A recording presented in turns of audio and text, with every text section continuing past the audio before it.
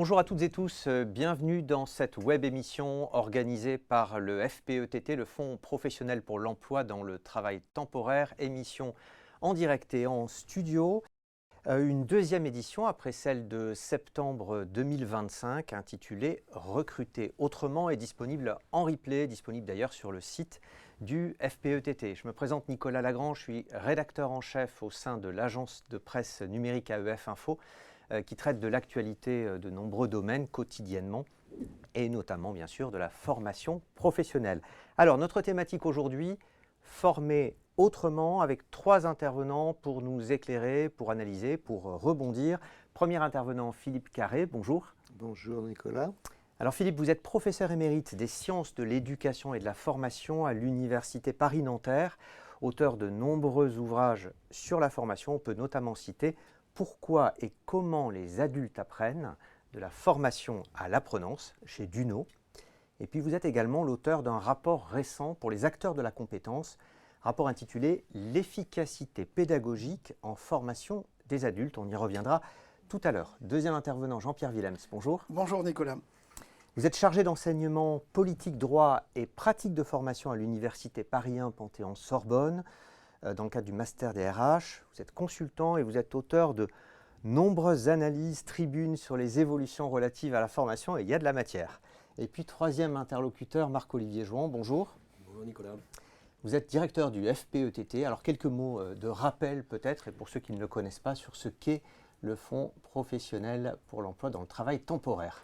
Alors, le Fonds professionnel pour l'emploi dans le travail temporaire, c'est un organisme conventionnel qui a une vocation à collecter, à financer, mais aussi à contribuer aux évolutions de la branche en matière de formation professionnelle, avec un objet qui est clair, qui est sécuriser les parcours professionnels des salariés intérimaires par la formation, par l'accompagnement ou d'autres types d'actions.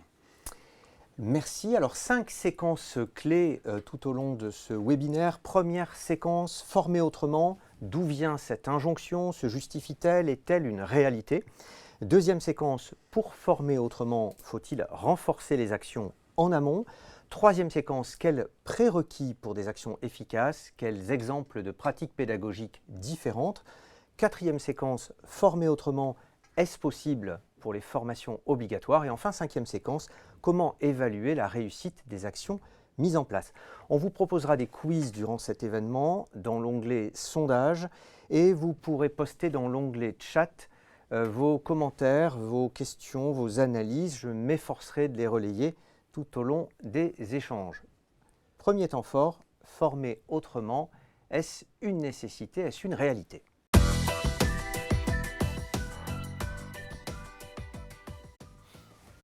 Alors Marc-Olivier Jouan, tout d'abord, quelques mots sur à la fois les enjeux de formation dans le travail temporaire, sur les spécificités aussi de ce secteur, et quelques mots sur les réflexions qui vous animent dans l'organisation de ce webinaire autour de cette thématique Former autrement. J'aurais commencé peut-être par le périmètre ou les enjeux que représente la formation pour les salariés intérimaires. Aujourd'hui, la population intérimaire, c'est 650 000 personnes en équivalent temps plein, et c'est surtout près de 2,5 millions de personnes qui passent par l'intérim chaque année. Ce sont 12 000 agences d'intérim qui sont implantées dans tous les territoires, et on voit que la formation constitue un enjeu énorme, à la fois un enjeu mais un investissement de la part de la branche pour le développement des compétences des salariés et de leur qualification, puisque aujourd'hui ce sont 370 000 formations qui sont financées par la branche. Ça c'est le cadre général. Quelques chiffres, ça ne fait pas de mal. Après, ce qu'on voit, c'est que les besoins peuvent être de différentes natures pour les salariés intérimaires. On peut passer du développement des compétences à l'accès à la qualification, à la reconversion, qu'on a des parcours multiples dans différentes entreprises, dans différents secteurs d'activité, et que donc l'enjeu, par rapport aux caractéristiques de cette population de salariés, c'est de pouvoir évoluer d'un secteur à l'autre, évoluer d'un métier à un autre. Ces éléments-là, ils s'inscrivent dans un contexte qui est quand même beaucoup bouleversé, puisqu'on a aujourd'hui énormément de transitions, les transitions numériques, les transitions écologiques, les transitions technologiques, auxquelles les salariés intérimaires, peut-être plus que d'autres populations, doivent faire face et auxquelles ils doivent s'adapter dans des temps qui sont de plus en plus resserrés. Donc la formation, c'est un des outils, un des leviers, mais on verra sans doute que d'autres outils sont mobilisables. Et puis, on a un autre élément, c'est qu'on est dans un contexte, et on y reviendra, où les exigences réglementaires sont de plus en plus fortes. Nous, ça nous pose quand même un certain nombre de questions. Est-ce qu'on parle d'exigences réglementaires ou est-ce qu'on parle de compétences réelles à mobiliser pour faire face à un certain nombre de situations d'entreprise?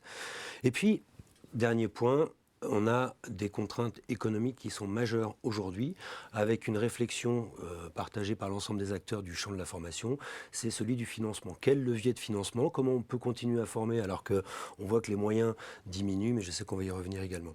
Donc voilà, cette réflexion autour de former autrement, pour nous, c'est essayer d'apporter une contribution à une réflexion sur ces enjeux, un enjeu financier, un enjeu d'efficacité en matière de formation, et puis un enjeu d'impact, parce qu'il ne s'agit pas de former pour former, mais de former pour une finalité, peut-être se rappeler pour quelle finalité on forme. Voilà un peu nos sujets. Donc, questionner les pratiques, c'est les objectifs de la formation, le financement et puis l'efficacité. Merci Jean-Pierre Willems. L'injonction de former autrement, elle n'est pas récente. Qu'est-ce qui la motive, cette injonction, et qu'est-ce qu'elle implique? Alors, ce qui la motive peut-être à titre principal, c'est que on a longtemps été, et on est toujours, dans la confusion entre se former et aller en formation. Si vous regardez les enquêtes qui sont faites aujourd'hui sur la formation en entreprise, en fait, on ne fait pas d'enquête sur est-ce que les gens se sont formés au sens est-ce qu'ils ont appris quelque chose, est-ce qu'ils ont développé des compétences. On fait des enquêtes sur est-ce qu'on les a envoyés en formation.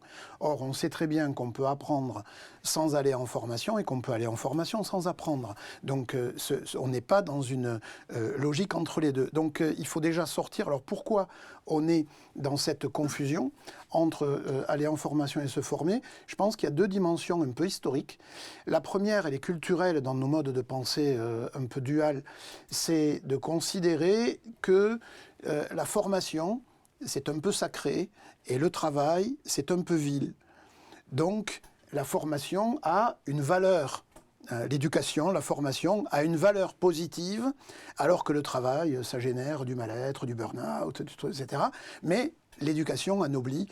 Donc on a cette référence culturelle d'abord, et ensuite on a aussi une histoire et une tradition syndicale qui a toujours considéré que plus la formation était éloignée du travail, et meilleure elle était parce qu'elle échappait à l'entreprise patronale. Et donc on a une culture syndicale qui est très forte, qu'on retrouve aujourd'hui encore dans certaines négociations, en disant la vraie formation, la vraie formation, c'est celle qui s'adresse à l'individu. Et plus elle est décorrélée du travail, plus elle a des chances d'être une vraie formation parce qu'elle échappe au contrôle patronal sur le contenu, sur la finalité, etc. Et elle peut véritablement s'intéresser à l'individu. Donc à travers tout ça, on a une sorte de sacralisation de l'acte de former, qui conduit à lui donner un statut un peu privilégié. Alors donc, les choses ont bougé. Puisqu'on a, c'est pas le seul tournant, mais je prends celui-là parce que c'est le plus récent. En 2018, en privilégiant l'apprentissage comme mode d'accès à la qualification par rapport à d'autres modalités, on réintroduit le lien formation-travail. En reconnaissant pour la première fois officiellement la formation en situation de travail, on reconnaît ou on rapproche la formation du travail. Tout ça, on pourrait le rattacher aux évolutions qu'on a connues sur la logique compétence, etc. Mais on est encore quand même dans ce mouvement. Encore un mot, est-ce que les conditions réglementaires aujourd'hui vous paraissent réunies pour permettre de former autrement et de sortir du modèle un peu classique? Oui, parce que la réglementation, alors là pour le coup, elle a bougé en 2018 de manière significative et je pense qu'on peut difficilement aller plus loin puisque la formation est aujourd'hui définie comme un parcours pédagogique avec un objectif professionnel. Vous pouvez difficilement faire plus court et plus simple. Par contre, ce n'est pas tellement les textes, c'est les pratiques.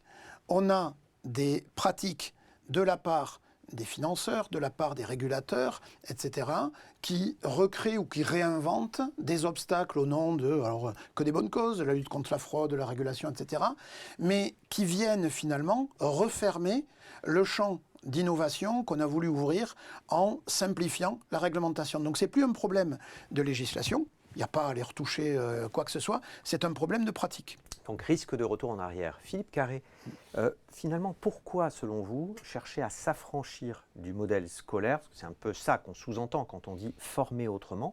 Et est-ce qu'il vous semble, à l'instar des propos tenus par Jean-Pierre Willems, qu'on est entré, on a commencé à entrer, spécifiquement depuis 2018, dans une nouvelle ère. Oui, je voudrais d'abord dire que je suis tout à fait d'accord avec l'entrée en matière, et le reste également, mais l'entrée en matière, en tout cas de Jean-Pierre à l'instant, sur le fait qu'on confond aller en formation, être inscrit en formation et, dans mon vocabulaire, apprendre. Mais vous avez dit se former et être inscrit. Ça, c'est absolument juste. Et le dernier bouquin que j'ai fait, que vous avez eu l'amabilité de citer tout à l'heure, commence par une anecdote qui est... une entreprise XY, que je ne citerai évidemment pas, déclare avoir formé 45 000 personnes. Et moi, du point de vue un peu psychopédagogique, je pose la question de est-ce que ces 45 000 personnes ont développé des compétences?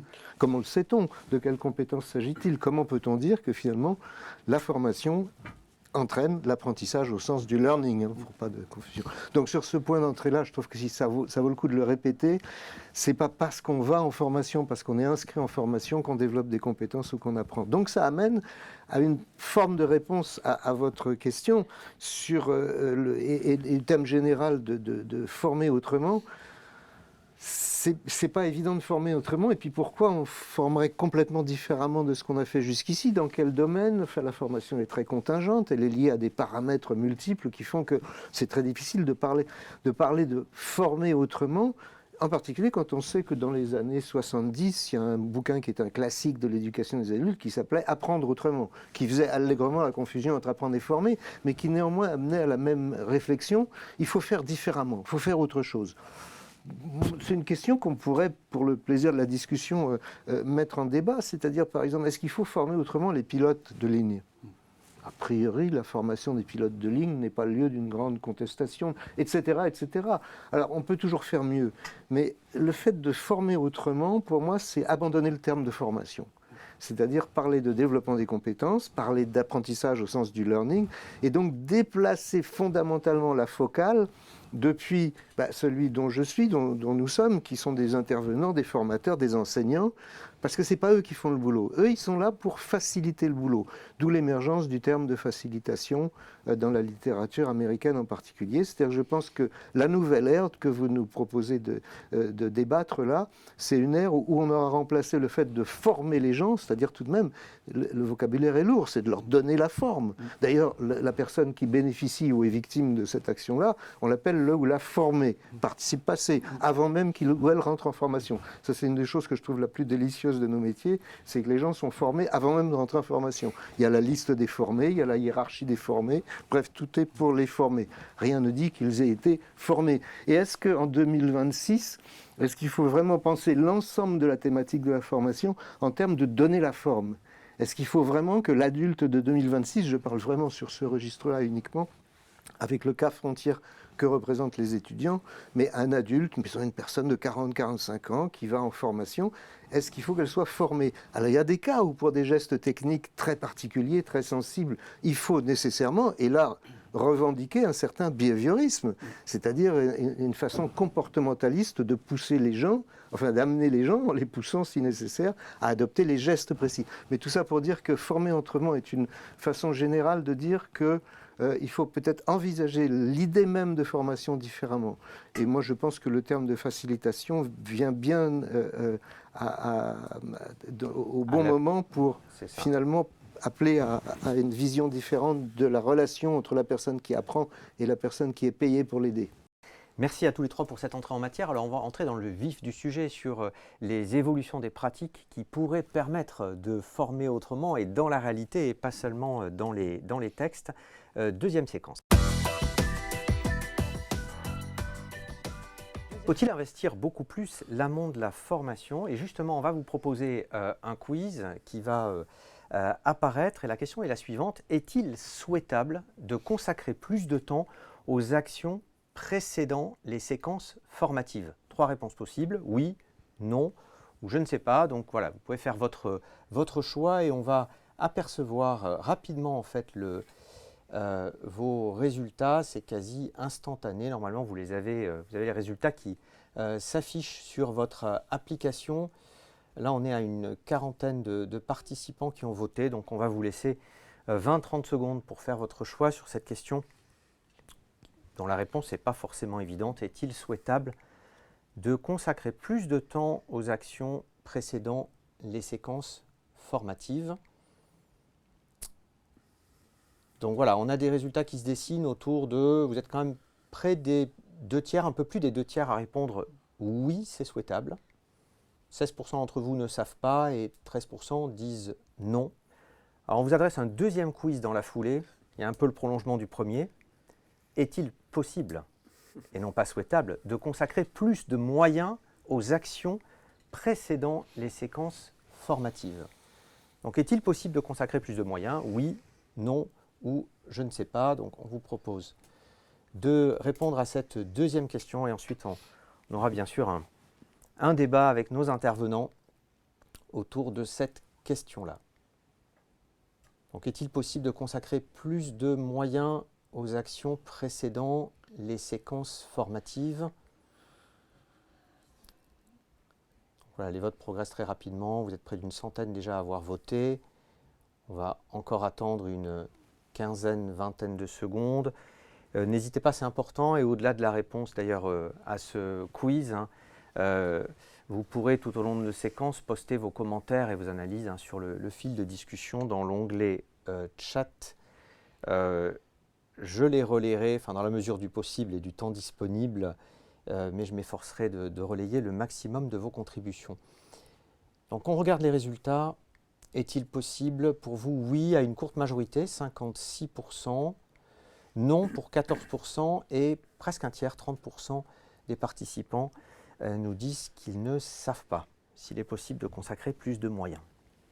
Alors Philippe Carré, vous plaidez, vous, pour une véritable préparation des actions de formation, donc finalement pour un investissement beaucoup plus fort de cet amont de la formation qui permette notamment un meilleur positionnement de chaque apprenant. C'est-à-dire, en fait, pourquoi plaidez-vous exactement? Par quoi ça peut se traduire, cet investissement plus fort de l'amont? Alors, ce n'est pas forcément, dans l'équation que je propose, ce n'est pas forcément plus de moyens. Ça, il faut mettre ça tout de suite dans la période actuelle. Je crois que c'est nécessaire de le dire. C'est une répartition différente des investissements. Et deuxième point, c'est que ce n'est pas que avant. C'est avant et après. Il y a vraiment on y viendra sur l'après, mais je peux le dire en même temps. Ouais, bien sûr. Mais on va se concentrer sur l'amont là, mais on y reviendra tout à l'heure. L'idée est double, c'est une question d'économie pédagogique. C'est Albertini, c'est NRS qui disait, en matière de pédagogie, c'est toujours l'économie qui mène le bal. Donc il faut repenser l'économie, et pas forcément en exigeant, quand c'est possible, tant mieux, mais en exigeant des moyens supplémentaires, mais en désinvestissant, si on peut dire, la permanence du contact entre le formateur et l'apprenant, qui n'est pas, en pédagogie d'adulte et dans mon esprit, nécessaire tout le temps. Ça permet de faire des économies d'échelle, mais il ne faut surtout pas s'en arrêter là, mais réinvestir les sommes qui sont ainsi, en quelque sorte, économisées dans l'amont et dans l'aval. Donc en amont, pour faire formule, j'ai proposé l'idée d'AOC, pour les bonnes marques de la gastronomie française, accueil, orientation, conseil. Investir du temps sur l'accueil, l'orientation et le conseil initial des personnes susceptibles d'aller en formation, quitte quelquefois à se rendre compte que ce n'est pas le moment ou qu'il ne faut pas forcément cette formation-là ou qu'on s'est trompé dans la préorientation. Ça, c'est pour l'amont. L'après, dont on parlera tout à l'heure, a évidemment à voir avec ces impensés que sont l'évaluation, impensée en général, dans la plupart des cas, l'évaluation et en particulier l'évaluation du transfert et le suivi post-formation et le raccordage avec les activités dans l'entreprise. Pour aller un peu plus loin sur l'amont, vous disiez donc finalement accueil, orientation, conseil. Vous précisez que ce n'est pas forcément de manière collective, parce qu'on a spontanément tendance à penser que c'est le prépositionnement finalement de l'apprenant dont il est question. Or vous dites-vous que ce prépositionnement-là, ça ne réduit pas, ça n'est pas seulement ça qui peut expliquer l'amont, et que tout le questionnement de l'apprenant sur ses motivations, sa présence, etc., n'a pas forcément vocation à être faite de manière collective, dans le cadre du groupe dans lequel il se trouve. Alors expliquez-nous. J'irai même un tout petit peu plus loin, c'est de dire que c'est nécessairement individualisé, sauf exception. Mais à part un service entier qui serait... Et encore, je pense que la dimension individuelle à ce stade est indispensable. Et il s'agit d'établir un dialogue. Je pense au conseil en évolution professionnelle. C'est-à-dire une forme de délibération entre les personnes qui sont pressenties pour une formation ou qui souhaitent aller en formation, avant qu'elles y aillent, et des conseillers ou des formateurs qui s'adaptent à ce jeu-là, de façon à vraiment établir une réflexion. C'est là où je pense que il faut schématiser, on peut, à mon avis, et on y reviendra peut-être tout à l'heure, dégager près de la moitié des frais de formation directe pour les investir dans 25% en amont et 25% en suivi. Mais parce que c'est un vrai travail, et c'est un travail qui doit être rémunéré, et qui doit être pris sur le temps des personnes, et qui doit être un investissement. Jean-Pierre Willem, est-ce que vous partagez les propos et les premières pistes de Philippe Carré? En partie. Parce que, alors, je suis d'accord, et si on doit réinvestir du temps, moi je pense que dans le dialogue, il faut peut-être l'investir sur deux choses, sur la finalité, la valeur d'usage.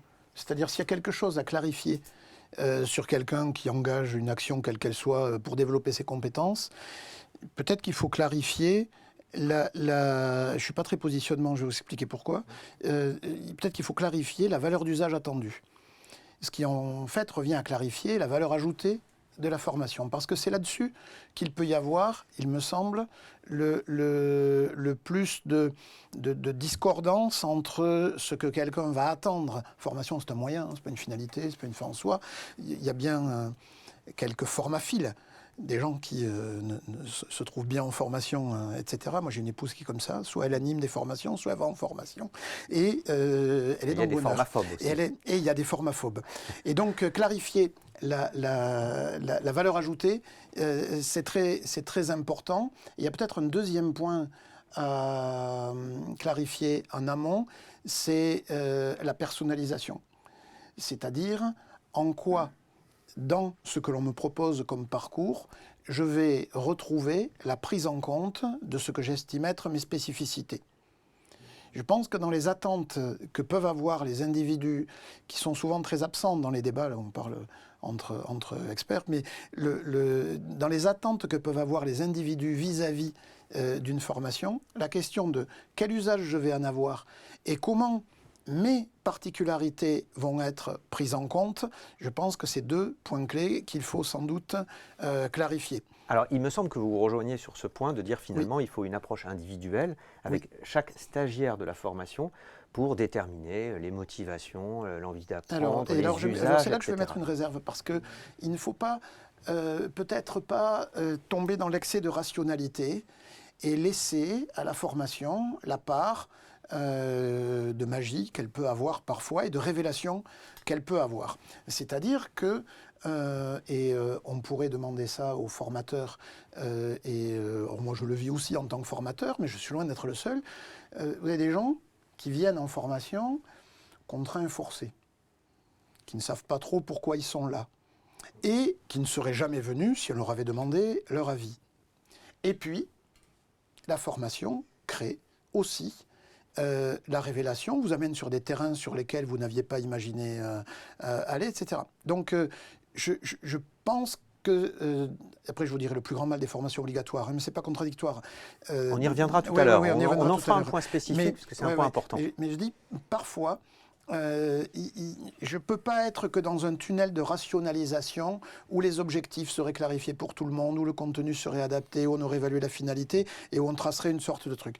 La formation et tout processus d'ailleurs de développement qui implique la personne, elle peut aussi comprendre des bifurcations, des ruptures, des étonnements, des chemins non linéaires. Il faut que cette partie-là, il me semble, continue à trouver sa place dans la formation ou dans un processus de développement de compétences, parce que moi aussi je préfère cette expression au terme formation. Alors, je vous relis une première contribution d'un auditeur, téléspectateur, qui nous dit « L'AOC en amont de la formation, donc accueil, orientation, conseil dont vous parliez, Philippe Carré, cela sous-entendrait que l'action de formation serait à l'initiative du salarié intérimaire pour le secteur du travail temporaire. C'est loin d'être toujours le cas, nous dit ce participant. Autre réaction, il n'y a rien de pire dans la formation continue que la formation forcée. L'adhésion de la personne est l'un des premiers facteurs de réussite du parcours. Un sujet que vous abordez assez régulièrement dans vos ouvrages, on y viendra de manière plus spécifique. Vous voulez réagir, Philippe Carré, par rapport à cette première remarque, donc accueil, orientation en amont, quand finalement vous disiez peut-être que la solution de la formation n'est pas la bonne solution pour l'apprenant, Absolument. mais quand la formation lui est prescrite pour un salarié, et pour un salarié intérimaire, et pour beaucoup de salariés, finalement, ils sont inscrits dans un groupe de formation, quand ils arrivent en formation, quelle est la capacité des formateurs, de l'organisme, à aller dans ces étapes d'accueil, orientation, conseil, une fois que formation, là, elle a lieu, ou un petit peu en amont, quelques jours avant, pour sonder les desiderata, les envies, les motivations de l'apprenant. Peut-être il faudrait changer le titre et dire « penser la formation » ou « penser le développement des compétences autrement ». Parce que là, on raisonne tout de même avec l'idée, je crois que c'est vous, Nicolas, qui avez dit « chaque stagiaire devrait… » Ce pas des stagiaires pour moi, ce sont des adultes qui travaillent, qui ont des problèmes, qui ont enfin bref, qui ont des dispositions dans la vie de travail et qui arrivent dans une situation où soit ils ont envie d'aller en formation, soit ils en ont besoin, soit on leur a conseillé, soit c'est statutaire et c'est obligatoire, etc., etc. Et c'est dans cette phase pré-formation qu'il faut, à mon avis, penser ce qu'on va faire après, mais pas considérer que c'est des stagiaires qu'on accueille, c'est des adultes. C'est pour ça que je parlais du conseil en évolution professionnelle, qui me paraît être vraiment la démarche dans les textes, adaptée à cette phase A, d'accueil, orientation, conseil, qui n'est pas nécessairement suivie de formation. Si vous avez un débat entre le conseiller et le salarié qui aboutit à ce que c'est pas le bon moment, ou qu'il y a une explication, y compris sur la valeur d'usage de la formation, évidemment, qui est un point majeur, ça peut très bien déboucher sur écoutez, on va voir avec votre management, mais c'est effectivement pas le moment. Ou si, alors après, on rentre dans les technicalités, le manager doit être associé à cette phase-là. Il n'est pas évident que ce soit le manager qui doit faire l'opération de conseil, accueil, orientation. Mais si on imagine un tiers, un peu comme on a dans la formation en situation de travail, un tiers professionnel, son job, c'est pas de mettre la personne en formation.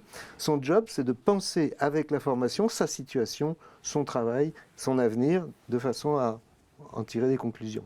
Jean-Pierre Willems, est-ce que le cadre réglementaire de la formation aujourd'hui peut permettre de déplacer des heures, comme disait Philippe Carré tout à l'heure, finalement, des séquences formatives à proprement parler vers l'amont? Mais bien sûr, c'est pour cela, le cadre réglementaire, il permet d'englober l'amont, le pendant, l'aval, sans aucune difficulté. Il permet de faire du parcours. Or, quand on regarde les normes qualité propres à la formation, on ramène à l'acte formatif. Quand on essaie de dire, mais finalement, qui est organisme de formation et qui ne l'est pas?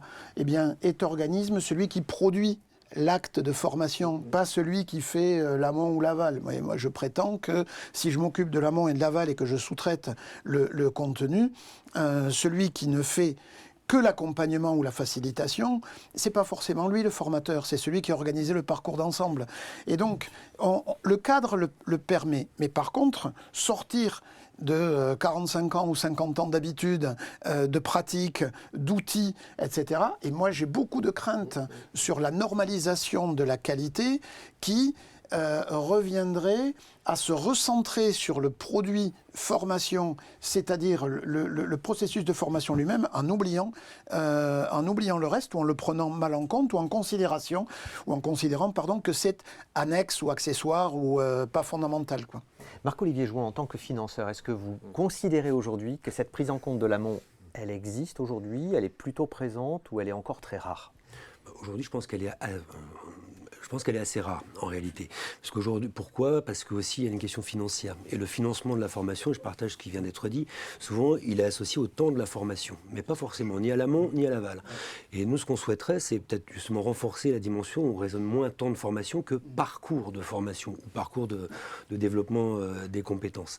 Et aujourd'hui, c'est vrai que le cadre, il permet du financement, mais en effet, les pratiques, en tout cas ce que nous, on peut voir arriver chez nous, on voit des dossiers, on voit des propositions, etc. Cette question de l'amont, que ce soit du positionnement, de la reconnaissance des compétences, etc., c'est peu pris en compte. L'aval, je crois qu'on va y revenir tout à l'heure. Et puis, il y a quand même un point, parce que je ne voudrais pas donner l'impression de taper à bras raccourcis sur les organismes de formation. On a parfaitement conscience du fait que l'équilibre financier des organismes de formation est aussi un frein. C'est-à-dire qu'à un moment donné, quand on est obligé, et je pense que les organismes sont obligés de le faire, de raisonner en durée ou en effectif, eh ben, ça ne donne pas beaucoup de chance sur l'innovation. Et si on veut leur permettre de renforcer leur intervention sur l'amont, eh ben, il faut peut-être modifier un peu les commandes et la manière dont on commande les Justement, formations. peut-être un petit mot en complément, de quelle manière vous pourriez faire évoluer vos conventionnements avec les organismes de formation? Il serait possible peut-être d'accorder un peu plus de budget ou une note dans la notation que vous faites, dans la réponse à vos appels d'offres, d'imaginer que l'amont puisse peser davantage dans la décision? Alors pour les commandes que nous maîtrisons, je parlais tout à l'heure de 380 000 actions de formation, évidemment on n'est pas là-dessus, mais pour les commandes que nous maîtrisons et les expérimentations qu'on met en place, c'est une des dimensions qui est extrêmement importante. On travaille sur un renforcement de l'analyse des compétences, soit transverses, soit techniques des candidats, de manière à pouvoir ajuster les programmes. Et ça, c'est de la théorie. Après, j'ai bien conscience qu'il y a un chèque derrière qui doit être fait. Et bien ça, on le prend en compte. Il faut le payer. Effectivement, un temps de positionnement renforcé, c'est une prestation. Il faut le payer. Ça fait partie de la prestation pédagogique. Jean-Pierre Villene, très court. Juste une illustration par rapport au réglementaire. On n'a plus besoin dans la réglementation d'avoir un programme de formation. On n'a plus besoin. C'est un parcours composé d'activités différenciées. Bien. Et donc, les financeurs aujourd'hui, essayer d'obtenir un financement sans donner un programme de formation. Bonne chance.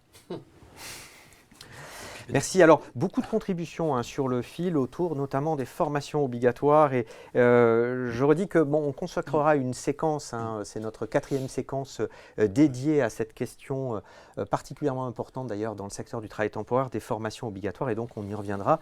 Mais je vous propose de passer tout de suite à la 3e séquence autour des prérequis et des leviers de l'efficacité pédagogique. Et là, on est sur le pendant la séquence formative.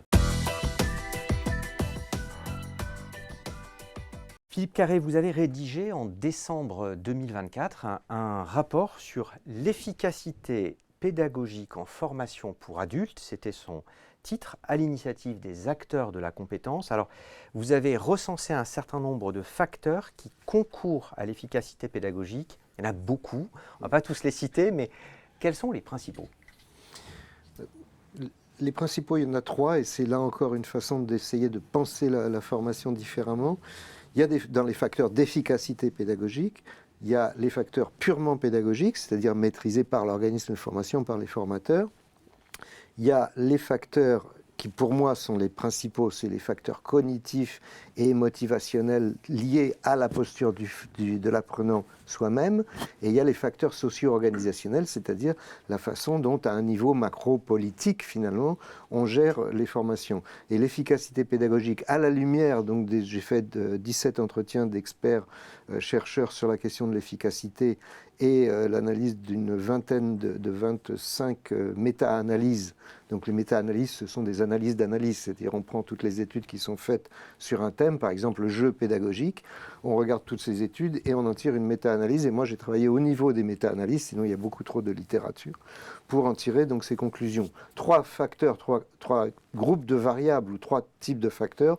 Les facteurs liés à la pédagogie, donc l'efficacité pédagogique ne se réduit pas à l'efficacité du système pédagogique, mais également les facteurs qu'on pourrait appeler individuels pour faire bref, liés aux dispositions, et donc c'est toute la question de l'amont qui se joue là, et de l'entretien initial, et les facteurs socio-organisationnels qu'on a souvent tendance à ne pas prendre en considération ou à neutraliser, mais qui sont la façon dont l'organisation globale, que ce soit l'entreprise, l'organisme de formation, gère toutes ces dimensions-là. Juste pour image, sur les facteurs d'efficacité pédagogique liés aux dimensions socio-organisationnelles, il y a eu un travail qui a été fait en Irlande, je crois, qui a dégagé 127 points de qualité. 127 points de qualité dans l'organisation, favorisant ou défavorisant l'efficacité pédagogique. Donc après ça, on aboutit à des points plus précis. Par exemple, j'ai mentionné le jeu, mais je regarde également le rôle des vidéos, le rôle du management au niveau socio-organisationnel, et puis le rôle évidemment de la motivation, mais pas que, également de l'attention. L'attention est une capacité aujourd'hui qui est très menacée dans notre civilisation actuelle. Or, il faut de l'attention pour apprendre. Voilà, à titre d'exemple. Mais avec une tendance d'ailleurs assez poussée aujourd'hui à rechercher l'attention à tout prix, c'est-à-dire maintenir l'attention, rythmer, surprendre l'apprenant, casser le rythme, etc. Comment vous jugez justement ces parcours de formation qui consiste souvent en des changements de rythme et en une attention qu'on souhaite toujours soutenue, tout au long soutenue de l'apprenant. C'est une catastrophe, c'est ce que j'appelle l'erreur pédagogique fondamentale. C'est-à-dire qu'on prend les adultes pour des élèves de l'école primaire, dont il faut effectivement, parce qu'ils sont prêts à ça et qu'ils sont disposés à cela, dont il faut toujours maintenir l'attention en éveil. Les adultes n'ont pas besoin... Alors il y a un petit détail sur ce qu'est l'attention. Il y a 2 types d'attention, l'attention exogène et l'attention endogène. L'attention exogène, c'est celle qui est déclenchée de l'extérieur. Vous entendez un bruit, une sirène ou quelque chose qui tombe, ça déclenche votre attention. L'attention endogène, ce sont les thèmes d'intérêt, les préoccupations, les motivations et tout ce qui fait l'orientation de votre vie. Et en pédagogie d'adulte, à mon avis, il faut parier sur l'attention endogène, c'est-à-dire portée par les adultes eux-mêmes, qui sont responsables finalement de tout dans leur vie, sauf quelquefois de la formation. Mais c'est eux qui peuvent, disons, faire état de cette attention-là. Et surtout pas tomber dans le « il faut capter l'attention des stagiaires ». Ça, pour moi, c'est une petite catastrophe.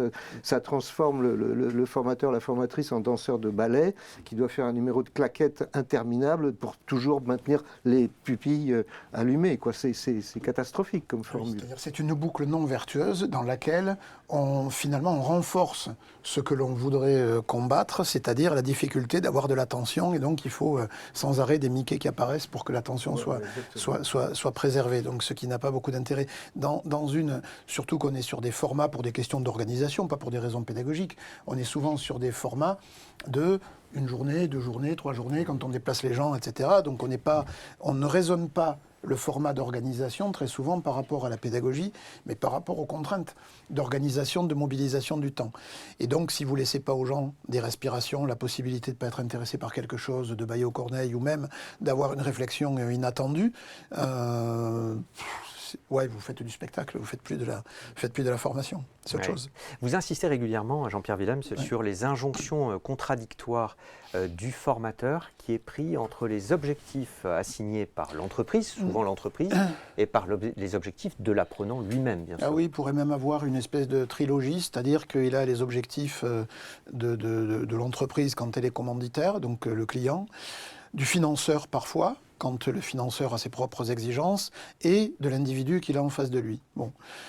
Quand on est en situation, la tendance naturelle du formateur, mais quoique, ce n'est pas toujours le cas, va être de privilégier la satisfaction des personnes qu'il a, et la commande immédiate des personnes qu'il a en face de lui. C'est assez naturellement. Or, certains vont rester très rigides sur le client m'a passé telle commande, je fais ça, et donc je le déploie tel qu'on me l'a demandé. D'autres vont dire je m'adapte au risque de déclencher des effets qui sont inattendus chez le client. Oui, on est dans un monde où assez souvent, le client et le consommateur sont dissociés. Et donc, et si on rajoute le financeur, voilà, on est au milieu d'un triptyque. Et le formateur, il doit se dire finalement à qui je réponds. Est-ce que je satisfais tout le monde en respectant très précisément, scrupuleusement ce que j'ai annoncé au financeur parce que sinon il ne paiera pas.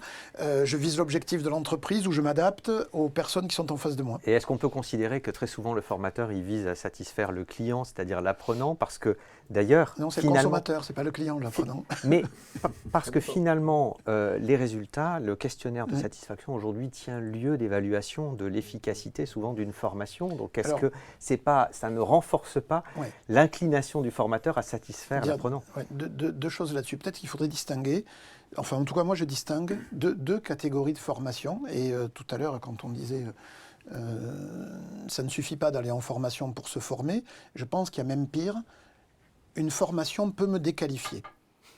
Je vais vous donner un exemple très simple.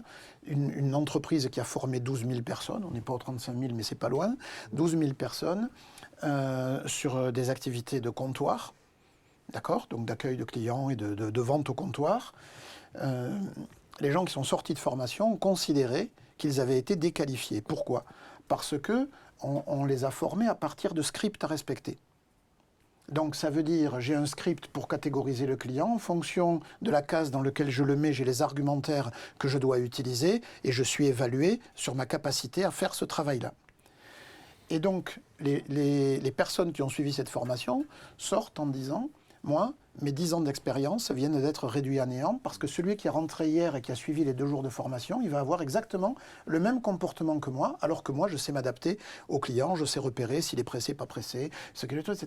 Donc, on vient de tuer tout mon savoir d'expérience en me mettant dans un script. Et donc, je fais une différence entre ce que j'appelle les formations recettes, donc je vous apprends à faire une recette, c'est scripté, et les formations d'autonomie, ce qui, à mon avis, la recette est une forme de compétence. Mais l'autonomie, c'est la capacité, finalement, à être confronté à des situations multiples, non modélisables, pour laquelle je vais devoir construire en partie la réponse que je vais apporter. Et elle ne sera pas livrée clé en main. Alors la recette peut rassurer, elle peut être très satisfaisante, mais elle est aussi très enfermante. Et elle peut me mettre en difficulté, parce que quand surgit l'imprévu, je n'ai pas de réponse.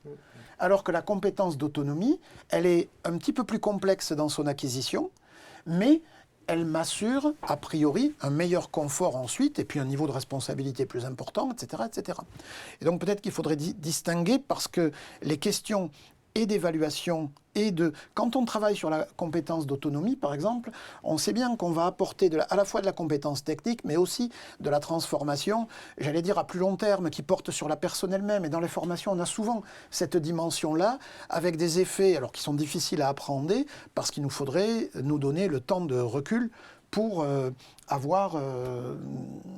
pour pouvoir mesurer ça. Mais on peut le mesurer quand même. Ouais, et on y reviendra tout à l'heure avec peut-être quelques propositions d'indicateurs qui permettraient d'appréhender les résultats de la formation autrement que par le questionnaire classique de satisfaction. À ce stade des échanges, de la discussion, un nouveau quiz à vous proposer. La question est la suivante. Certaines modalités pédagogiques sont-elles, selon vous, intrinsèquement plus efficaces que d'autres ? Donc, certaines modalités pédagogiques sont-elles intrinsèquement plus efficaces que d'autres ? Oui, non, je ne sais pas. Donc, 3 réponses possibles.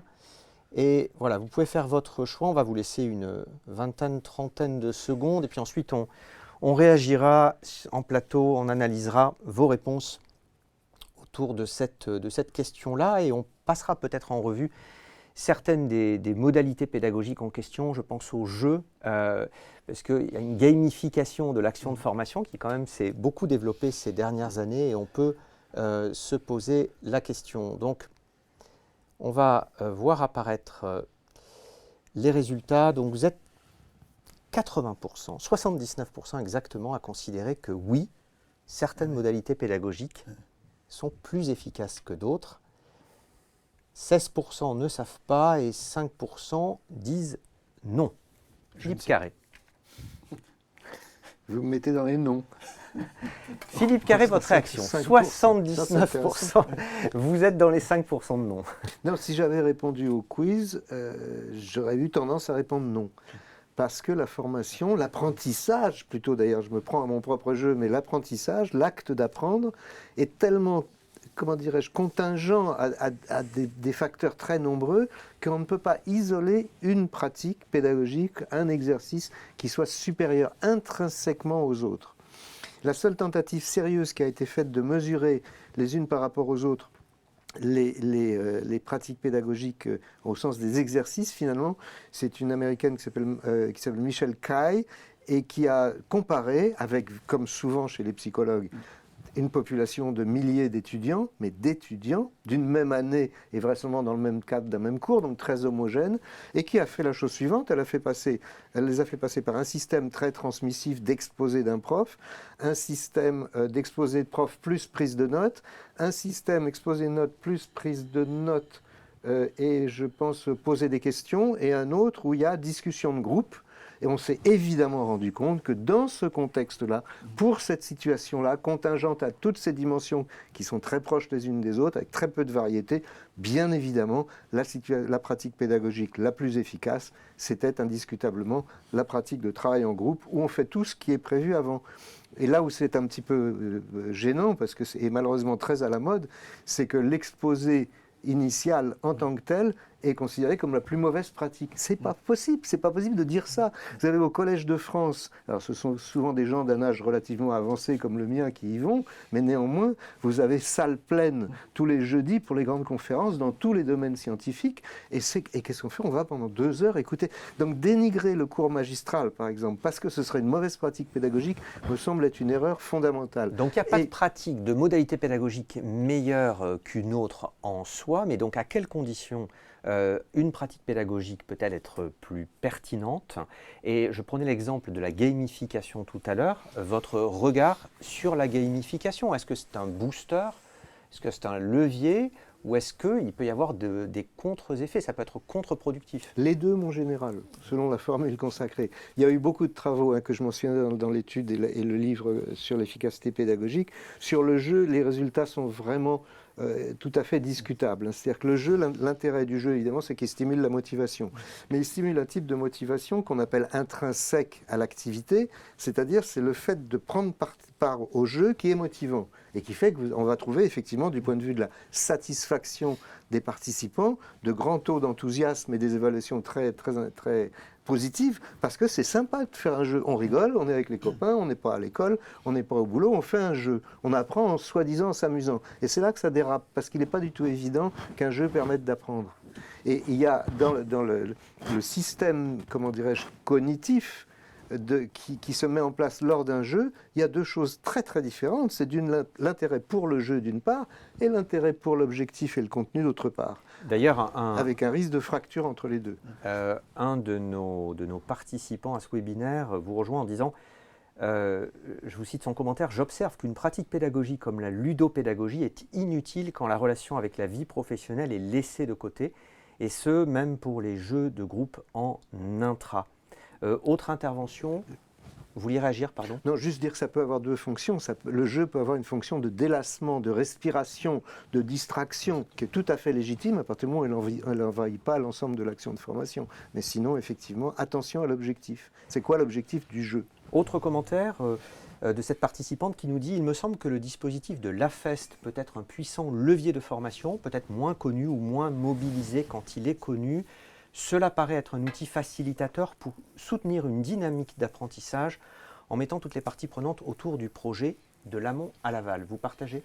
Oui, il y a deux choses. La première, c'est que la meilleure pédagogie, c'est celle qui correspond à l'individu qu'on a ou aux individus qu'on a en face de soi. Vous avez des gens qui ont besoin de l'académisme et qui seront très en difficulté si vous leur demandez d'être dans une pédagogie de type essai-erreur ou de mise en situation rapide, et qui ont besoin de théoriser, de réfléchir à quelque chose avant de le faire.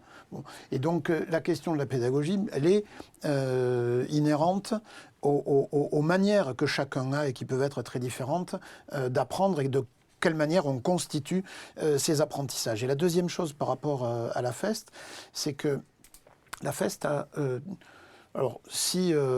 on fait ce que j'appellerais des AFEST simples, sans excessivement d'ingénierie pour ne pas complexifier le système. Mais elle a les mêmes mérites, finalement, que l'alternance. C'est-à-dire, c'est la diversité des activités.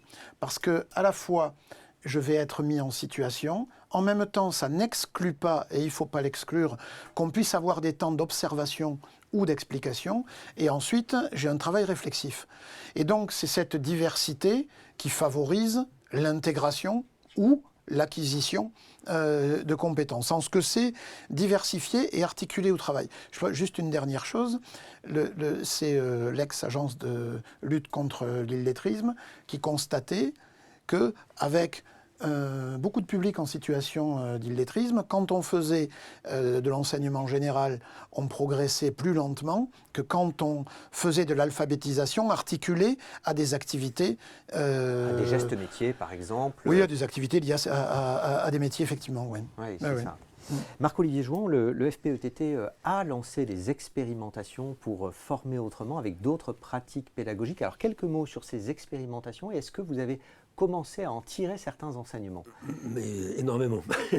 Donc, je voudrais juste quand même rebondir sur ce qui vient d'être dit, parce que je pense qu'il y a un sujet qui, et c'est bien parce que ça résonne pas mal avec ces expérimentations. J'aime bien cette notion de la métacompétence, je ne sais pas si on l'appellera comme ça, l'autonomie, qui vient un peu chapeauter et qui devient une condition finalement de l'apprentissage. Ça, c'est quelque chose sur lequel on essaye de travailler. Je suis assez intéressé aussi par ce qui a été dit sur la question de la situation qui est proposée, et analyser la situation, proposer des situations prétextes à l'apprentissage, comme on l'aborde.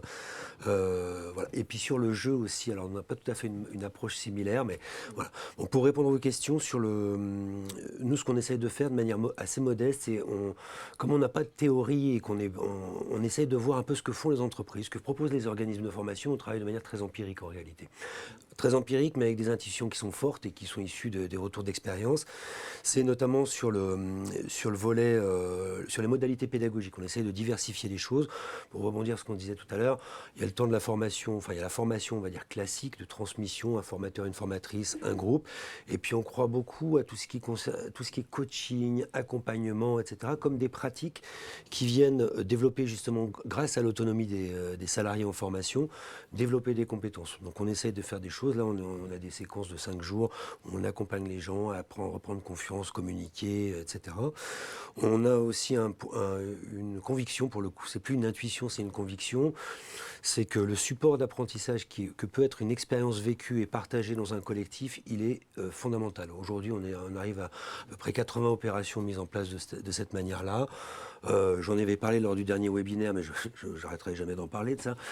C'est des séquences de 1 journée, 2 journées autour d'une activité, qu'elle soit sportive, culturelle, peu importe, dont l'objectif vise à développer l'autonomie, la communication, etc. Et on voit que là, on a des résultats importants. Donc ça, là-dessus, on va capitaliser. Je rebondis quand même, parce que c'était votre question, est-ce qu'on va livrer quelque chose? Oui, là, d'ici juin, on va avoir tout un rapport de capitalisation qui sera une analyse des expériences réalisées avec des salariés, des entreprises porteuses, des organismes de formation, des prestataires. Et là, on va pouvoir vous proposer, mettre ça en visibilité sur notre site, au moins nos réflexions, qui vaudront ce qu'elles vaudront, mais qui permettront de structurer les choses. Et juste le dernier point, parce que celui-là, il est ultra important pour nous, c'est la reconnaissance des compétences. On en parlait tout à l'heure quand on évoquait l'amont de la formation. Pour nous, il est fondamental. On a du mal aujourd'hui, quand on veut engager un salarié en formation, à lui dire faisons table rase de votre expérience passée. On va repartir à zéro sur la base d'un référentiel, parce que pour arriver à la qualif, il faut 400 heures. Non. Il ne faudra pas 400 heures pour tout le monde. Donc ça, c'est vraiment important. Et aussi en termes de valorisation et de prise de confiance pour les salariés, d'avoir une reconnaissance externe de leurs compétences, qui éventuellement, dans certains cas, et ça on y croit beaucoup, et c'est aussi la dernière expérimentation à laquelle je ferai allusion, peut dégager immédiatement ou très rapidement sur l'acquisition d'une certification. Aujourd'hui, il y a des gens qui ont 10 ans d'expérience dans l'industrie. On est en train de tester des choses autour d'une expérimentation qui s'appelle CertifTT. 2 journées en situation reconstituée, un vrai jury de validation avec un vrai référentiel de validation, et c'est diplôme tout de suite. Voilà. Merci pour ces éléments. Une dernière question pour clore cette 3e séquence avant de passer au sujet qui vous anime aussi, vous, participants des formations obligatoires. La question est la suivante, je vous la relais Philippe Carré. Les modalités pédagogiques doivent-elles être dépendantes du public et ou des compétences à acquérir? Oui, et oui. Oui et oui. Mais je pense que tout le raisonnement sur l'efficacité pédagogique tend à dire qu'on ne peut pas comparer les situations, on ne peut pas comparer les gens, et donc par conséquent, il est très difficile d'ériger un modèle, quel qu'il soit, que ce soit la ludopédagogie, que ce soit la formation en situation de travail. C'est ce que vous appelez la pédagogie contingente. Oui, c'est ça, exactement.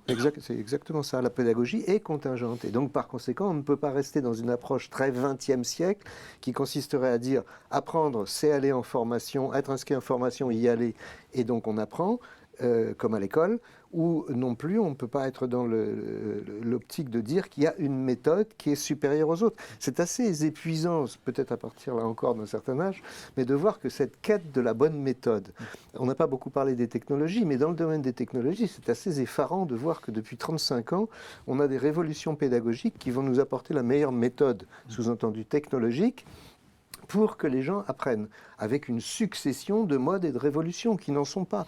Il y a grosso modo 3 révolutions, à mon avis, sur ceci. On peut juste dire un tout petit truc là-dessus. C'est d'une part le PageRank de Google, c'est-à-dire les moteurs de recherche, 80-85. C'est sans doute les smartphones qui est un vrai fait social absolu, et c'est vraisemblablement l'intelligence artificielle d'aujourd'hui. Ça, ce sont vraiment des révolutions qui ont une portée plus que pédagogique, mais une portée en termes d'apprentissage. 4e séquence, les formations obligatoires. Alors, comment engager davantage les apprenants? Marc-Olivier Jouan, vous regrettez aujourd'hui régulièrement que les formations réglementaires, qui sont très nombreuses dans beaucoup de secteurs, mais notamment dans celui du travail temporaire, donnent lieu à une obligation de moyens et pas à une obligation de résultats. Oui. C'est en fait, et on le voit beaucoup chez nous, parce que les intérimaires, j'évoquais, les salariés intérimaires, doivent se former en permanence, notamment sur les questions de sécurité. Et c'est ce qu'on appelle le syndrome de la case à cocher. C'est-à-dire qu'en fait, on a une obligation pour pouvoir aller à l'emploi, c'est-à-dire un permis de travailler, et on perd le sens commun, c'est-à-dire qu'on perd de vue ce qu'évoquait Jean-Pierre tout à l'heure, la finalité. L'objectif, c'est pas d'être formé à la sécurité. L'objectif, c'est de pouvoir évoluer dans un environnement professionnel en limitant tous les risques pour soi, pour le collectif de travail et pour l'environnement dans lequel on évolue. Eh bien, là aujourd'hui, on est plutôt dans un système où on a une obligation de moyens, c'est-à-dire faire une formation à la sécurité, on a fait la journée, les 2 journées, on coche, et puis on a le droit d'aller au travail. Ben voilà. Donc là, le sujet, il est là. Après, comment favoriser l'engagement? Moi, je ne suis pas spécialiste sur le sujet, donc je préfère laisser la parole à Philippe Carré et Jean-Pierre Willems. Et on avait plusieurs commentaires sur le... via l'application tout à l'heure autour des formations forcées, obligatoires. Envoyer un intérimaire en formation obligatoire peut l'obliger, nous dit toutefois cette participante, à appréhender d'autres éléments que son emploi actuel. Un autre participant nous dit obliger un adulte, c'est créer de la résistance, sauf à lui permettre de découvrir l'intérêt de ces autres éléments dans son emploi actuel. Jean-Pierre Willems. Oui. La formation d'abord obligatoire, il faut bien voir d'où elle vient. C'est les gens qui créent les réglementations s'achètent de la sécurité à bon compte. C'est-à-dire que je veux régler une question de sécurité parce que les formations obligatoires, elles ont commencé à travers les formations ou les professions réglementées essentiellement dans le domaine de la santé. Et puis ensuite, c'est des logiques de santé, de sécurité dans l'industrie quand on construit un avion, etc. Ou de sécurité personnelle sur les métiers, je sais pas, du bâtiment et d'autres, etc. dans l'alimentaire. Bref. Donc, pour garantir la sécurité, qu'est-ce qu'on a pris comme la recette habituelle, c'est-à-dire un paquet d'heures de formation. Donc on va vous envoyer en formation, vous allez avoir X heures à faire. Vous voyez, par exemple, même les avocats aujourd'hui, il faut qu'ils fassent 20 heures par an. Et on considère que le job est fait. Et on considère que le job est fait. Donc c'est ce que j'appelle de la sécurité à bon compte. Et ça, alors, j'en souris, mais c'est pas très drôle parce que, c'est un gaspillage de ressources phénoménal, ressources financières et ressources en temps. Et surtout, ça renvoie pour les individus, une espèce de négation de leurs compétences parce que, et c'est je pense ce que voulait dire Marc-Olivier à travers l'obligation de résultat. C'est-à-dire, si on avait une obligation de certification, d'évaluer régulièrement que les compétences sont maîtrisées, très bien. Je vérifie. Ce n'est pas la formation qui est obligatoire, c'est la certification. Je pourrais éventuellement repasser mon permis de conduire tous les 10 ans pour voir si je suis resté un bon conducteur, si j'ai pratiqué. C'est ce qu'on fait avec les pilotes d'avions dont vous parliez. S'ils conduisent pas, s'ils pilotent pas suffisamment, il faut qu'ils repassent leur licence, elle est périmée. Bon, je pourrais faire ça, mais je ne vais pas imposer à tout le monde de refaire 20 heures de code et 20 heures de conduite. Vous voyez ? Or, c'est ça que l'on fait. Et donc les gens le vivent comme une négation de leur propre niveau de compétence en les obligeant à revenir, y compris sans vérifier s'ils maîtrisent ou s'ils ne maîtrisent pas, et ça renvoie une image désastreuse de la formation. Une piste, Jean-Pierre Willems, si vous en aviez une, pour changer la donne de ces formations qui pèsent lourd financièrement et en volume. Déplacer le curseur, c'est-à-dire ne pas rendre obligatoire la formation, mais rendre obligatoire la certification. donc l'évaluation de compétences, ce qui serait beaucoup plus valorisant et ce qui permettrait d'ailleurs de construire des parcours diversifiés. C'est-à-dire de dire, quand vous devez, si vous devez repasser une habilitation électrique, mais oui, c'est légitime que tous les 5 ans, on vérifie si vous maîtrisez les gestes qui sauvent, pas de problème, ou qui vous mettent en protection, pas de problème. Mais si vous les maîtrisez, je ne vous oblige pas à refaire 7 heures, 10 heures ou 15 heures. Et voilà, donc remplaçons l'évaluation de compétences, substituant l'évaluation de compétences à la formation obligatoire. On gagnera en considération pour les individus, on gagnera en temps, on gagnera en moyens, on gagnera en argent, et on pourra peut-être aussi diversifier les parcours d'acquisition de compétences. Philippe Carré, vous partagez à la fois le constat et la préconisation. Tout à fait, mais moi ça me renforce dans l'idée que le système actuel qui vise à 100% l'acte de formation est obsolète et en train, il va disparaître, on l'espère, au profit de quelque chose de beaucoup plus souple que vous appelez parcours, mais qu'on pourrait penser différemment, parce que parcours donne tout de même l'idée d'une séquence obligatoire, et que ça peut être en fait une séquence différée sur quelques années, ou une bifurcation. Il faut laisser à toute la richesse des vies humaines la possibilité de s'exprimer dans l'amont, justement, dont on parlait, et là, on est presque plus sur l'aval, c'est-à-dire de dire qu'il faut réinjecter de la VAE à la place de la formation, c'est ça, grosso modo. Guy Le Boterf disait la navigation, plutôt que le parcours, parce que on va au gré du vent, la navigation. Dans une formation obligatoire, l'absence de choix de l'apprenant peut entraver sa motivation et puis son pouvoir d'agir. Quelles peuvent être les marges de manœuvre dont peuvent disposer les organismes de formation, les différents acteurs, pour accroître justement cet engagement de l'apprenant et sa capacité à agir? À quelles conditions une formation obligatoire peut être une réussite efficace? À ça qui t'a renvoyé, si on a une minute de plus, à la question sacro-sainte de la motivation. On a eu une très belle thèse à Nanterre de Marie-Paul Mogis, il est bien de citer l'auteur, qui a démontré que contrairement à nos hypothèses et contrairement à toutes les évidences en formation des adultes, une formation obligatoire peut être vécue de façon tout à fait positive, bien à 2 conditions qu'elle a mis à jour sur une grosse enquête quantitative et qualitative, qui sont l'utilité et la légitimité. L'utilité, on en a parlé tout à l'heure, c'est la question de la valeur d'usage de la formation en question. Donc c'est la valeur intrinsèque, là pour le coup, de la séquence de formation. Et la légitimité, c'est il faut bien le faire parce que c'est reconnu, que c'est important. Donc c'est accepter cette légitimité et apprécier cette utilité qui font que, contrairement à toutes nos attentes, certaines formations obligatoires peuvent être vécues très positivement. Ça a été une grande avancée pour nous du point de vue des théories de la motivation, parce que la théorie dominante en motivation et par conséquent motivation à l'engagement en formation, c'est qu'il ne faut pas mettre un adulte en formation obligatoire, théorie que j'ai moi-même professée pendant un nombre d'années considérable, jusqu'à travailler avec cette personne, Marie-Paul Mogis, sur la question de l'obligation qui m'a fait un peu, même beaucoup, changer de point de vue. Donc légitimité, utilité, on va vous proposer d'ailleurs un quiz à la lumière de nos échanges et de ce débat. Estimez-vous possible de faire évoluer l'ingénierie pédagogique des formations obligatoires? Oui, non, je ne sais pas. Voilà, on vous propose de répondre à cette question qui vous est proposée, ce 4e quiz. Donc estimez-vous possible de faire évoluer l'ingénierie pédagogique des formations obligatoires? On va vous laisser une vingtaine de secondes pour faire votre choix. Et puis on passera ensuite à la 5e et dernière séquence sur l'évaluation, la mesure des résultats d'une formation, de son efficacité. Et on verra quelles peuvent être les propositions aujourd'hui pour aller plus loin. Donc, les résultats sont en train de s'afficher progressivement au fil de vos votes. 70% d'entre vous pensent qu'il est possible de faire évoluer l'ingénierie pédagogique. 20% ne savent pas et 10% répondent que non. 5e et dernière séquence.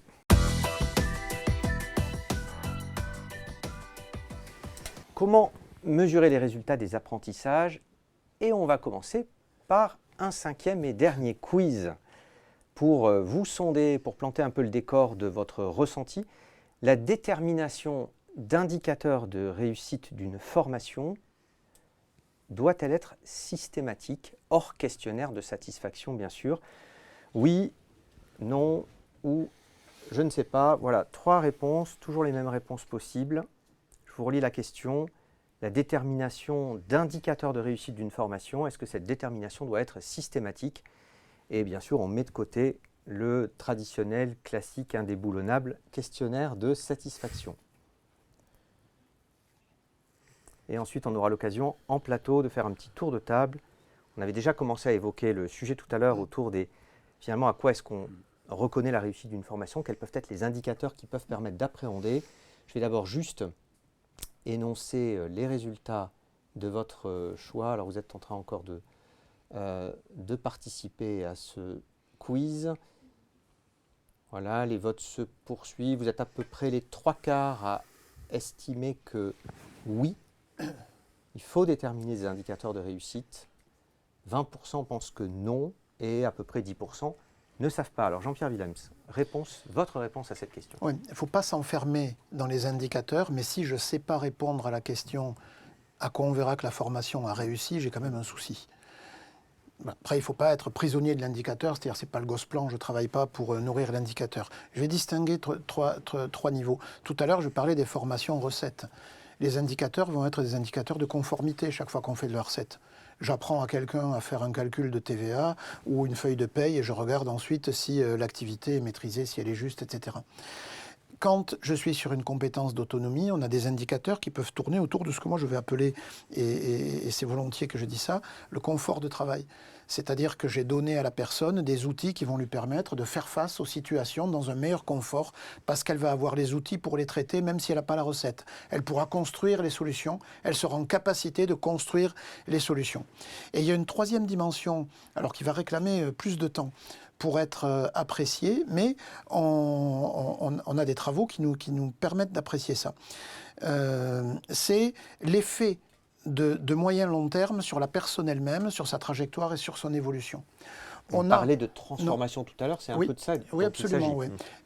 Le CEREC, dans ses enquêtes génération, nous montre par exemple que des jeunes qui sont passés par la voie de l'apprentissage, ça produit des effets pendant un temps long ensuite, et qu'on le retrouve non pas un petit peu dans la rapidité d'insertion, mais par rapport à des diplômés de même diplôme, notamment dans le supérieur, il n'y a pas énormément d'écart. Par contre, la qualité de l'insertion, les évolutions ultérieures et la rapidité de ces évolutions est très marquée pour les gens qui sont passés par le processus d'apprentissage, parce que, alors, soit la pédagogie de l'alternance, soit la capacité à absorber cette charge de travail qui est différente, à faire le lien entre les activités, leur a donné ou leur a permis de développer des compétences qui produisent des effets de long terme au-delà des compétences techniques correspondant au métier qui est le leur.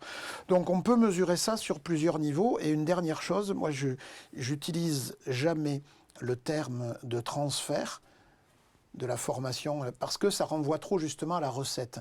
Je préfère utiliser le terme de transposition, parce qu'il y a toujours une recréation, parce que la situation, comme vous le disiez, n'est jamais exactement la même. Les situations auxquelles je vais être confronté dans mon métier ne sont pas celles qui m'ont servi de support d'apprentissage. Et donc je ne peux pas transférer au sens, j'allais dire mécanique du terme, importer une pratique et dire voilà, parce que je suis dans la recette, si j'ai un peu de compétences d'autonomie, je suis obligé de transposer. Et ça, c'est un enjeu un petit peu pour le formateur, parce que je ne suis pas dans j'apprends, j'applique. Vous voyez, je suis dans j'apprends et j'acquiers des méthodes et des capacités qui vont me faire permettre d'affronter des situations à condition que je sois capable de mener de l'analyse, du diagnostic, de créer les solutions, etc. Oui, et puis si on évoque le transfert, ça peut conduire à être plutôt pessimiste, parce que c'est le niveau 3 de l'échelle de Kirkpatrick, le transfert, et on dit beaucoup que ce niveau 3, il est quand même très rarement atteint. Philippe Carré, votre rebond et votre analyse. C'est ce que vous venez de dire, à peu de choses près. C'est effectivement, il est tout à fait surprenant de voir que l'échelle de Kirkpatrick, qui a pratiquement 60 ans, triomphe toujours, et à mon avis, pour de bonnes raisons, c'est que c'est ce qu'on a de moins mal dans le domaine de cette façon d'évaluer de façon un petit peu étroite ce qui s'est passé dans une formation. Quand tu dis la satisfaction, je pense qu'elle compte tout de même beaucoup, pour plein de raisons, les réactions des apprenants. Les connaissances, l'évaluation classique des connaissances ou des compétences in vitro, c'est-à-dire dans le lieu de formation, c'est important. Deuxième niveau. Deuxième niveau. Et troisième niveau, transposition, tout à fait OK avec ce que vous disiez. Les Québécois font une différence entre transfert rapproché, qui était ce que vous critiquiez, et le transfert éloigné, qui est le développement. Ça, c'est une réponse à la question de l'évaluation. Moi, j'en ai pas trouvé de meilleure depuis, à mon grand désespoir, mais plus largement, je pense que la logique qui devrait, à mon sens, prévaloir dans les années à venir, si on veut vraiment aller au fond des choses sur l'amont, le courant et l'aval d'un acte d'apprentissage, d'un parcours ou d'une navigation dans ce domaine-là, c'est le contrat pédagogique. C'est quand on a posé à Malcolm Knowles, qui est quand même le fondateur, vraiment théoricien majeur et fondateur de la pédagogie des adultes aux États-Unis, que le jour où il a pris sa retraite, on lui a dit: quel conseil auriez-vous à donner à un jeune formateur, une jeune formatrice qui arrive maintenant dans le métier?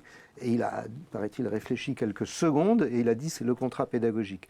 Et moi, je suis tout à fait de cet esprit. Je pense que le contrat pédagogique, c'est vraiment l'outil majeur si on veut mettre en lumière un petit peu tout ce qu'on a essayé de mettre dans ce partenariat qui doit nécessairement se faire entre une personne qui apprend ou qui veut apprendre et puis des gens qui sont payés pour faciliter ces apprentissages. Alors ça impliquerait quoi ce contrat pédagogique? Une description des différentes étapes, une grille de lecture Oui, à travers les facteurs par exemple, d'efficacité? le choix des termes clés du contrat, et c'est pour ça que c'est une pratique extrêmement difficile et qu'il faudrait ancrer dans la réalité des conditions dans lesquelles travaillent les formateurs et un certain nombre d'apprenants, parce que ça demande beaucoup de temps, et en plus ça doit être flexible, ça doit être renégociable, c'est un contrat comme un autre, mais qui doit effectivement fixer des indicateurs de réussite.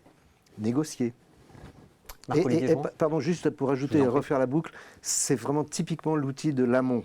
Si l'amont est financé et que le temps suffisant y est employé, le travail autour du contrat pédagogique, c'est vraiment un temps amont privilégié. Et déjà en partie fait.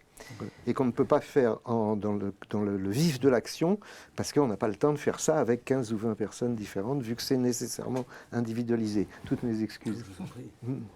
Marc-Olivier Jouan, à la fois votre rebond par rapport à ce qui a été dit et puis peut-être la manière dont le FPETT en tant que financeur pourrait intégrer ces pistes d'évolution et d'investissement plus fort sur l'aval cette fois.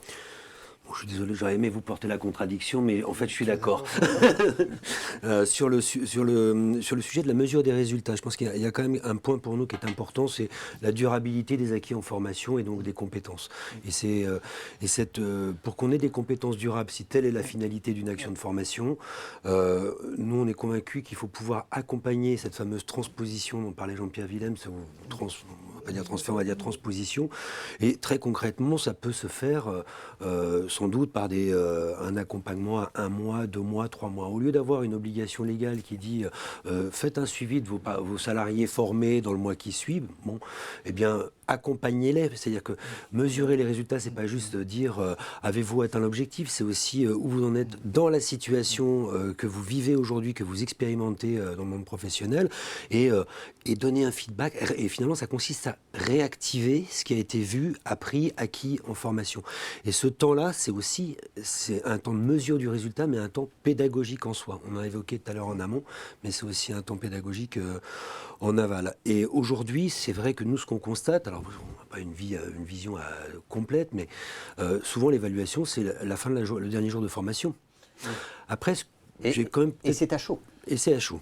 Et j'ai quand même posé une question, parce que du coup j'ai quand même un doute sur les échanges. Est-ce qu'on peut aborder ce sujet-là de la même manière quand on va parler de formations courtes qui vont durer 2 jours, ou de formations plus longues comme l'acquisition de certifications, de qualifications? N'étant pas ingénieur de formation, je n'en suis pas certain. Élément de réponse assez court. Philippe Carré, Jean-Pierre Willems. On est d'accord, c'est bien ou... Est-ce qu'on peut aborder ça de la même manière quand sur cette question-là. Non, bien sûr, non, évidemment. Mais si on prend la logique de la répartition du temps et donc des financements, ça veut dire que le temps amont est proportionnel à la durée du temps prévisible au centre. Donc ça règle un petit peu la question. Ça veut dire qu'on peut passer beaucoup de temps à la préparation d'une action longue qu'on ne pourra pas nécessairement passer à la préparation et au suivi en aval d'une action courte. Tout ça est proportionnel. Je n'ai pas répondu à la question que vous m'avez posée, donc je vais le faire. Est-ce que le FPETT peut s'engager dans des processus de ce type-là? Eh bien oui, parce qu'en fait, on a la souplesse qu'offre celle qui est notre organisme conventionnel de pouvoir engager des processus d'ingénierie et même de financer des choses qui sont un petit peu particulières. Donc on ne s'interdit pas, on y réfléchit avec l'équipe, de se dire construisons ces parcours et regardons comment renforcer cette mesure et cet accompagnement des résultats à 1 mois, 2 mois ou 3 mois de la fin de la formation. Oui, finalement une incitation pour les prestataires à proposer des dispositifs un peu innovants qui permettraient de proposer des réponses sur cet aval de la formation. peux donner un exemple rapidement. Je vous en prie, Jean-Pierre. Les apprentis d'Auteuil ont fait enregistrer au mois de juillet dernier une certification qui a 2 particularités. Elle n'est associée à aucun parcours de formation et elle ne porte que sur des compétences relationnelles, des capacités d'adaptation et d'intégration, c'est comme ça qu'elle s'appelle, dans l'entreprise. Et donc les jeunes ont un référentiel, ils doivent se mettre en situation dans l'entreprise et ils doivent rapporter la preuve qu'ils ont été capables de traiter la situation et de la vivre correctement, conformément aux exigences du référentiel.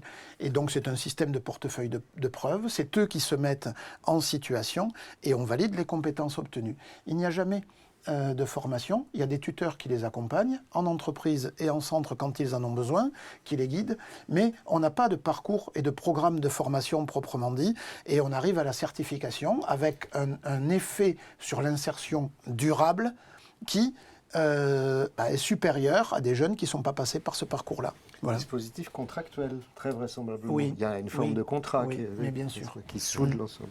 Oui. Merci beaucoup. Il est 15h16 et il est temps de conclure ce webinaire pour rester dans les temps impartis. Un petit mot de conclusion, Marc-Olivier Jouan. Ce serait un peu présomptueux de faire une conclusion, mais peut-être un point par rapport à la logique d'acteur. Ce qui a été évoqué aujourd'hui m'intéresse aussi, au titre du FPETT évidemment, sur ce qu'impose cette réflexion sur former autrement. Pour les salariés, donc on a parlé de la question de l'engagement, l'intérêt de l'utilité, de la légitimité, qui sont quand même des leviers forts pour mobiliser les salariés en formation. On a évoqué pour les entreprises la question de la finalité. J'aime beaucoup cette question parce que on travaille les évidences depuis très nombreuses années. Vous avez évoqué la formation, être formé, etc. Bon, on voit bien qu'il y a un modèle qu'il va falloir faire évoluer ou remodeler. Il vacille déjà. Voilà. Après, on a quand même un gros sujet. Alors, je suis désolé pour les représentants d'organismes de formation qui nous regardent, mais c'est peut-être là que se trouve le plus gros, à la fois le plus gros effort, mais aussi le plus beau challenge pour pouvoir accompagner ces évolutions. Et puis après, on finira par nous. Mais nous, on est des opérateurs, financeurs, commanditaires. On a aussi à regarder comment faire évoluer nos process, nos règles de financement, nos dispositifs, peut-être pour écraser un peu tout ça et ouvrir un peu l'espace à l'initiative et surtout ouvrir la possibilité aux prestataires, aux organismes de formation donc de s'engager dans cette brèche de l'innovation. Merci beaucoup Marc-Olivier Jouan, Philippe Carré, Jean-Pierre Willems, merci pour toutes vos analyses. Merci à toutes et tous de nous avoir suivis et pour vos multiples contributions. Je n'ai pas eu le temps de tout relayer, mais sur le chat et le fil de discussion. 3 petites infos pratiques à vous donner. Avant de conclure, le replay de cette web émission sera disponible sur le site du FPETT demain et vous sera envoyé d'ici quelques jours. Deuxième info, n'hésitez pas à partager sur le chat vos commentaires à chaud, le questionnaire de satisfaction classique sur le thème, sur nos échanges, sur les discussions. Et puis, troisième information, le FPETT me demande de vous rappeler que vous pouvez, sur le compte LinkedIn du Fonds professionnel pour l'emploi dans le travail temporaire, être informé en vous inscrivant en temps réel des différentes actions et des prochains événements du Fonds professionnel. Merci à toutes et tous, à bientôt.